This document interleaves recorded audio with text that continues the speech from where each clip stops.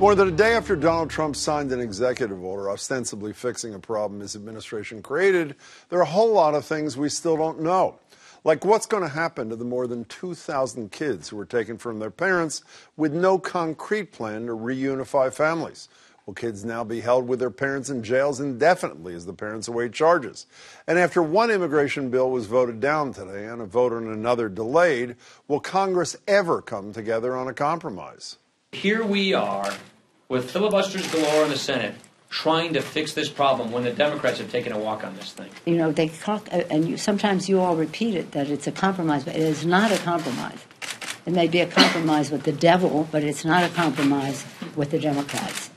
Sounds like a no to me. What we do know is that this is the first time our current president has bowed to public pressure while attempting to appear strong and presidential in the process. So, have his actions calmed the storm, or is this crisis going to stick with him where others did not? Joining me are Jesse Mermell, Jesse's former communications director for Governor Deval Patrick. Good to see you, Jesse. Thanks for being here. And Jim Rappaport, director at the New Boston Fund. He's the former chair of the Massachusetts Republican Party. Jim, good to see you, too. So, Jim, did the signing of the executive order and the trip to the detention center by the First Lady today, did it tamp down the potential political damage to Trump, or is this the one that's going to stick?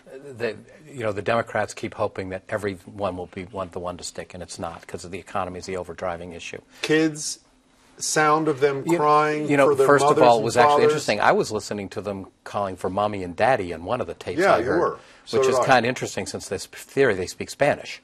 But well, actually, it was Mama and Papa. no, I heard mommy and daddy. Well, some may speak English. Don't some do think not. the issue is whether or not these children The speak issue English is that or their Spanish. parents The issue is that they've been ripped from their families. If they were their parents, which is one of the issues that DHS has been focusing on, is that there have been coyotes bringing kids in and claiming that they're family members.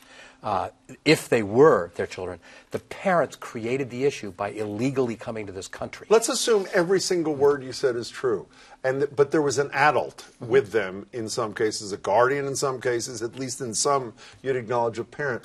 Taking the kid away from the parent, you think should not and will not cause any damage to this president? Long term, no. You know, I asked Chuck Todd this question this morning, and I went down the list from Meet the Press on our radio show.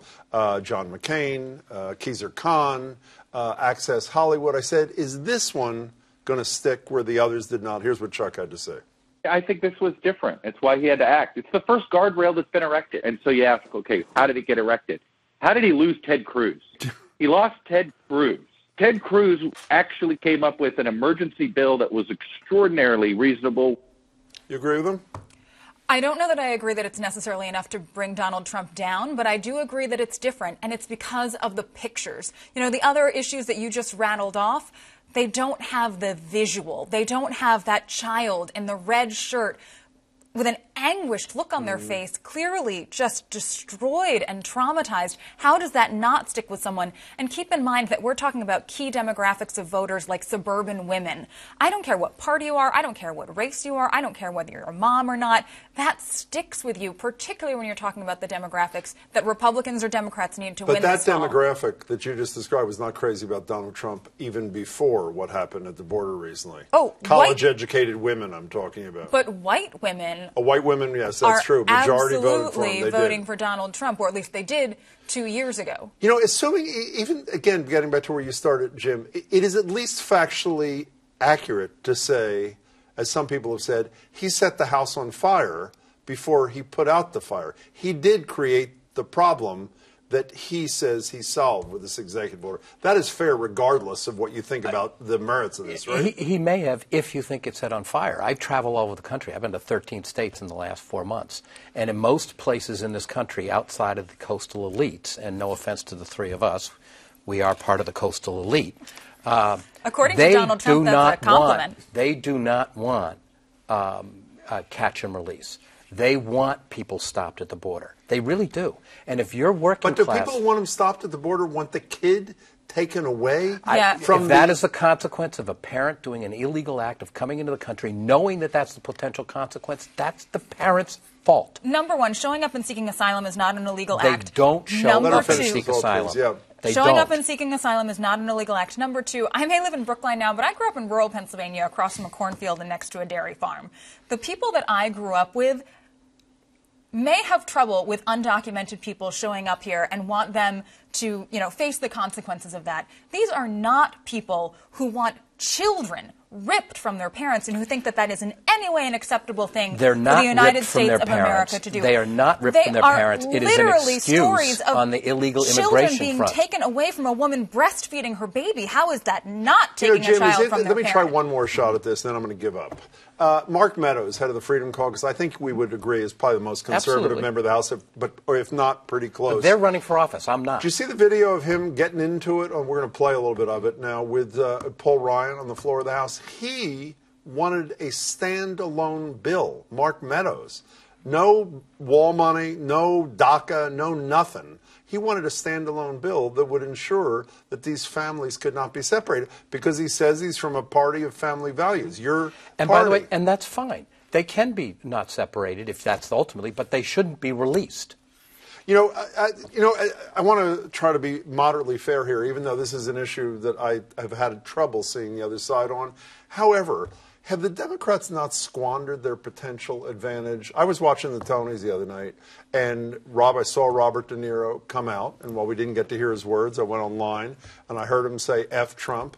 You deduced what they were. The week before, or a week or so before, someone I am generally a fan of, Samantha Bee, referred to Ivanka Trump as a feckless, and then used a word that I think virtually nobody uses. Does that not, as I say, does that not cause the Democrats to squander any advantage they may get that you and I think they have? He doesn't, but you and I think they may have gotten from a situation like this when that's the kind of way they criticize the President of the United States? Well, first of all, I fundamentally disagree with seeing an issue like these children as anything one may or may not gain political advantage from. I think it's a moral issue. It's not a political issue. No, but the reality is there will be a political consequence or not. I completely understand, but I truly don't care who gets the political points. To your question about the tenor of the debate, I totally agree with you. I don't think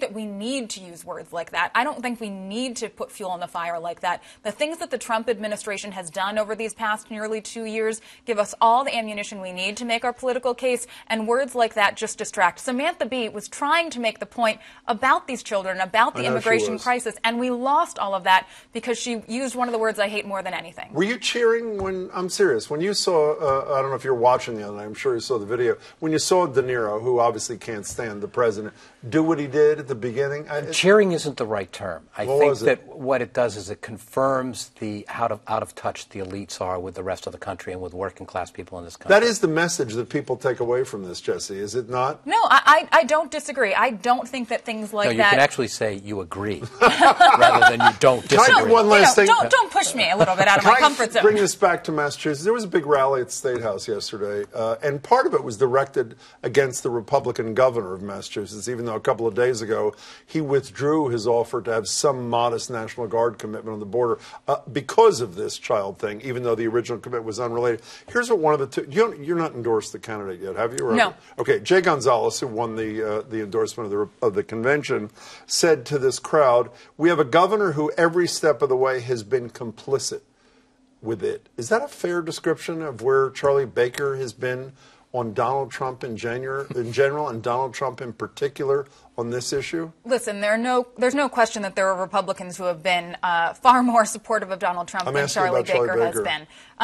But I think that Charlie Baker has missed a number of opportunities to lead in the fight against Donald Trump, and this immigration issue is just one of those examples. Eventually he'll come around, but the world is on fire, and I don't think eventually coming around is strong enough right now. 10 seconds. Does it hurt him? Charlie Baker, not at all. I mean, the reality is that Charlie Baker has been a very even-handed governor. His job has been to actually do stuff, not be against things. It's actually to get things done. And he clearly has done it. It's why the Democrats could only get the F team to run. I mean, they have nobody running. You'll have to respond to the F team next time. Jesse, it's good to see you. Thanks so much, Jim. Appreciate it. Always good to see you.